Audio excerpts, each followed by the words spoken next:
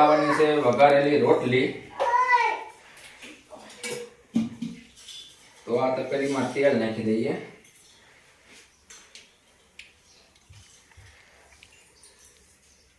તેલ નાખી દીધું તપેલીમાં.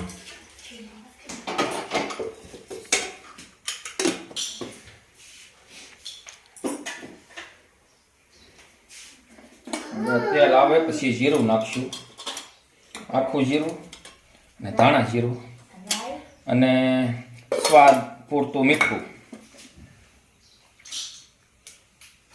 તો હવે તેલ આવી ગયું છે, તો હવે નાખવી જીરું, આખું જીરું.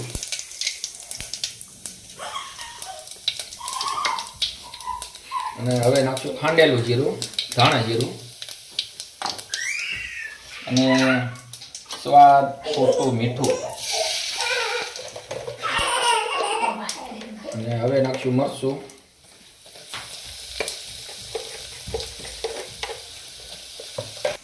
નાના બટકા કરેલા છે કટિંગ.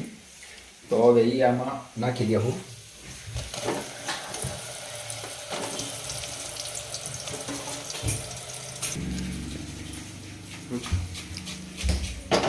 હવે આમ ધીમા તાપે આને સળવા દઈશું.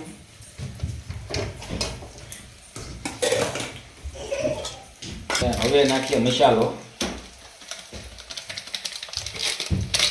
પકોડાનો મસાલો. તો સ્વાદ આવી જાય પકોડા જેવા. અને હવે નાખવા થોડાક શીંગના દાણા. આ શીંગના દાણા છે, તો આને નાખીએ થોડાક અંદર નાખી દીધા શીંગના દાણા. ચાલુ રાખી.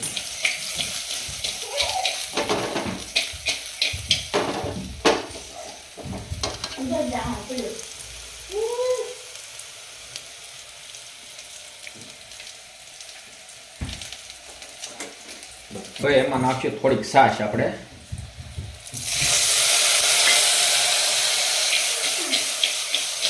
એવું છે સ્વાદમાં ખાટું લાગે.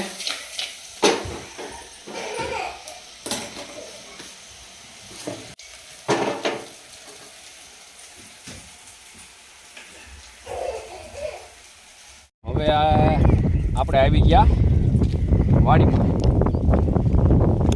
તો ડુંગળી ખેંચે છે ને, બધાને આંકડો મારીએ. એ નાસ્તો કરવા ભાઈ આવો.